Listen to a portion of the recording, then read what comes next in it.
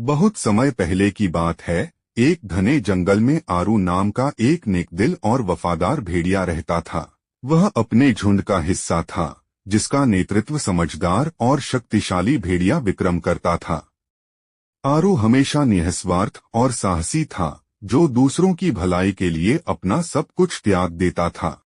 एक दिन जंगल में भयंकर अकाल पड़ा। भोजन की कमी के कारण सभी जानवर भूख से बेहाल हो गए। झुंड के सभी भेड़िए कमजोर हो रहे थे। विक्रम चिंतित था और उसने झुंड को छोटे छोटे समूहों में बांट दिया ताकि वे भोजन की खोज कर सकें। आरू ने अपनी भूख और कमजोरी के बावजूद एक समूह का नेतृत्व करने की जिम्मेदारी ली। वह अपने साथियों के साथ जंगल के गहरे हिस्से में चला गया, इस उम्मीद में कि उन्हें कुछ खाने को मिलेगा।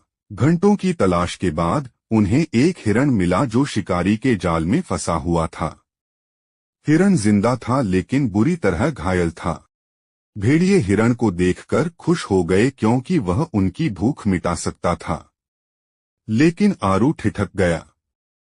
उसने हिरण की बेबस आंखों को देखा और उसे मारने का विचार छोड़ दिया। इसके बजाय उसने हिरण को जाल से आजाद कर दिया। यह देखकर उसके साथी चकित रह गए। आरू, तुमने ये क्या किया? भेड़ियों ने गुस्से में कहा। हम भूखे मर रहे हैं। वह हमारा खाना था। आरू ने शांतिपूर्वक जवाब दिया, जीवन अनमोल है। किसी की मजबूरी का फायदा उठाना हमें ताकतवर नहीं बनाता। मैं कोई और रास्ता ढूंढ लूंगा। भेड़ियों को निराशा हुई, लेकिन उन्होंने आरू का साथ दिया और आगे बढ़ गए। कई दिन बीत गए और भूख असहनीय हो गई। बावजूद इसके आरू ने हिम्मत नहीं हारी। अंततः वह उन्हें जंगल के एक गुप्त हिस्से में ले गया, जहां भोजन की भरमार थी। वह घाटी अब तक किसी की नजर में नहीं आई थी और वहां हर तरफ शिकार के लिए जानवर थे। झुंड के बाकी सदस्य भी वहां पहुंच गए और भोजन पाकर उनकी भूख मिट गई। सबने खुशी खुशी अपनी ताकत वापस पाई। जब विक्रम को आरू के उस निर्णय और घाटी की खोज के बारे में पता चला, तो उसने आरू की प्रशंसा करते हुए कहा, तुमने एक मजबूर प्राणी की जान बचाई और साथ ही हमारे झुंड को भूख से भी बचाया। तुम्हारी वफादारी, दयालुता और बुद्धिमानी की याद हमेशा रहेगी।